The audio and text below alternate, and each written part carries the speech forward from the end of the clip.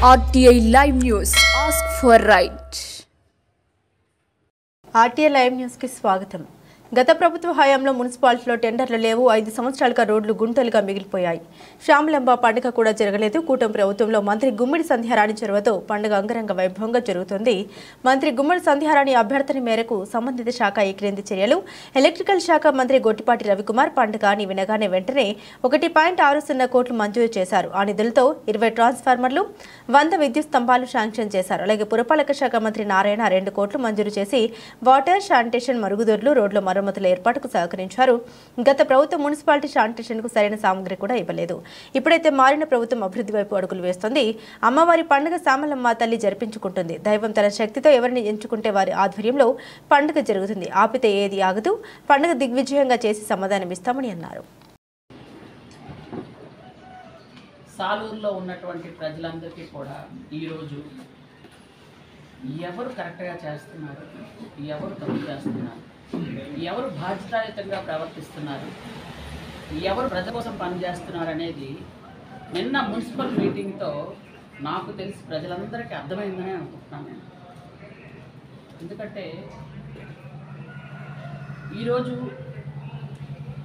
సాలూరు మున్సిపాలిటీలో గత 5 సంవత్సరాలు కూడా రాష్ట్రంలో గత 5 సంవత్సరాలు జగన్మోహన్ రెడ్డి పరిపాలన ఉంది.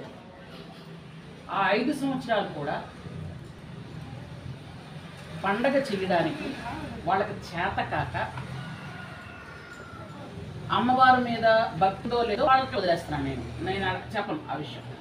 కానీ పండుగ చేయడానికి చేత కాక వదిలేశారు. కోట ప్రభుత్వం వచ్చిన వెంటనే అమ్మవారు పండుగ చెయ్యాలి అని సాలూరు ప్రజలందరి సహకారంతో,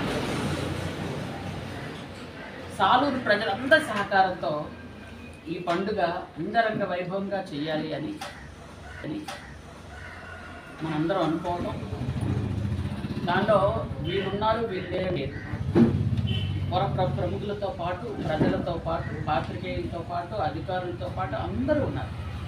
అందరూ మనస్ఫూర్తిగా కోరుకున్నారు. ఎందుకంటే 9 ఏళ్ళకు ఒక్కసారి జరగాల్సిన గ్రామ దేవత పండగ 15 సంవత్సరాల అంటే 6 సంవత్సరాల తర్వాత మనం జరుపుకుంటున్నాం చెప్పాను.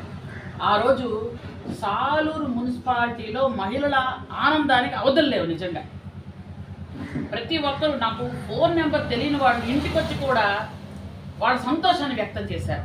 కొంతమంది ఫోన్లో చెప్పారు. అంటే ఎంత సంతోషపడ్డారు, ఎంత సంబరపడ్డారు అని అంటే, ఏదైనా ఒక చెడు జరుగుతుంది అంటే మన అమ్మవారి పండుగ చేయలేదు కాబట్టి ఒకవేళ జరుగుతుందేమో అని బాధపడే వాళ్ళందరూ. కానీ మనం అమ్మవారి పండుగ చేద్దామని ఎప్పుడు అనుకున్నామో అందరూ కూడా మనసు నిండింది. అందరికీ మనసు నిండుగా ప్రశాంతంగా అందరూ కూడా అమ్మవారి పండగ పనులు 6 నెలల ముందు నుండే మొదలు పెట్టుకున్నారు ప్రతి ఇంట్లో కూడా. అందుకని మనం 4 నెలల ముందు నుండి ఈ కార్యక్రమాలు మొదలు పెట్టాలి అనుకున్నాం. ముందు పండగ చేద్దాం అనుకున్నాం. 4 నెలల ముందే నేను అధికారులతో ఒక రివ్యూ మీటింగ్ పెట్టాను. రివ్యూ మీటింగ్ ఇప్పుడు మున్సిపాలిటీకి ఏం కావాలి, మనకి మెయిన్గా పండగ సక్సెస్ అవ్వాలంటే ఎలక్ట్రికల్ డిపార్ట్మెంట్, వాటర్, శానిటేషన్, ఈ 3 ముఖ్యం అమ్మా అని మన అధికారులందరూ చెప్పడం జరిగింది. ఓకే, ఎలక్ట్రికల్ డిపార్ట్మెంట్ మీకు ఏం కావాలని అడిగాం. వాళ్ళకి కావాల్సినటువంటి ఇండెంట్ వాళ్ళు ఇచ్చారు. అలాగే వాటర్ ఆర్డబ్ల్యూఎస్ వాళ్ళని అడిగాం, వాళ్ళకి కావాల్సినవి వాళ్ళు ఇచ్చారు. అలాగే శానిటేషన్ వాళ్ళకి కావాల్సింది వాళ్ళు ఇచ్చారు. ఇచ్చిన తర్వాత మనం కూర్చొని మాట్లాడి వెంటనే ముఖ్యమంత్రి వారి దృష్టిలో కూడా ఈ విషయం పెడితే 15 ఏళ్ళ తర్వాత చేస్తున్న పండగ కాబట్టి, మీదంతా గిరిజన ప్రాంతం కాబట్టి, అందరూ మిడిల్ క్లాస్ వాళ్ళు ఎక్కువ మంది ఉంటారు కాబట్టి పండగను మీరు అత్యంత వైభవంగా చేసుకోవడానికి అన్ని రకాలుగా సహాయ సహకారాలు అందిస్తారని ముఖ్యమంత్రి గారు మాట ఇవ్వడం కూడా జరిగింది. ఆ వెంటనే మంత్రివర్యులు ఎలక్ట్రికల్ మనకి విద్యుత్ శాఖ మంత్రి గారు గొట్టిపాటి రవి గారి దగ్గరికి వెళ్తే అసలు ఒక్క నిమిషం కూడా నువ్వు అనకుండా 20 ట్రాన్స్ఫార్మర్లు, 100 స్తంభాలు వెంటనే చేసి వెంటనే మీరు పండుగ చక్కగా జరుపుకోండి అని చెప్పడం జరిగింది. ఆ తర్వాత మనకు పురపాలక శాఖ మంత్రి గారు నారాయణ గారి దగ్గర వెళ్తే 2 కోట్ల రూపాయలు ఇస్తున్నాను, వెళ్ళి శానిటేషన్కి, టాయిలెట్లు బాగు చేసుకోవడానికి, వాటర్కి, వీటన్నిటికీ పెట్టుకోండి అని చెప్పడం జరిగింది. 2 2 కోట్లు ఇవ్వడం జరిగింది. సరే ఇంకా మరి బుడా నుంచి కూడా వాళ్ళు కూడా 1,50,00,000 ఇస్తున్నారు, ఎస్టిమేషన్ పంపించుకున్నారు. ఇంకా రాలేదు, అవి రావచ్చు త్వరలో. అది కూడా వాళ్ళు కూడా అడిగారు. కానీ అవి పెద్ద పెద్ద రోడ్స్ అవి పెట్టాము. కానీ అత్యవసరంగా పండగకు కావాల్సినవన్నీ ఈ 2 కోట్ల రూపాయలు పెట్టడం జరిగింది.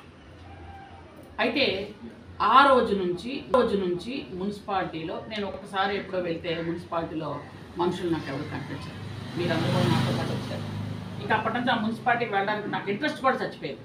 ఇక అసలు ఈ మున్సిపాలిటీ లోపలికి వెళ్ళినా ఒకటే, వెళ్ళకపోయినా ఒకటే అనుకున్నాం. మొత్తానికి ఇన్ఛార్జ్ కమిషనర్ గారు ఉన్నారు, ఇన్ఛార్జ్ కమిషనర్ ఏ పని చేయనట్లేదు. అలాగా ఆపొచ్చారు.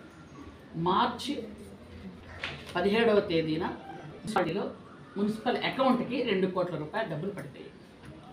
ఆ రోజు నుంచి పాలక వరకు ఏం చేస్తుంది?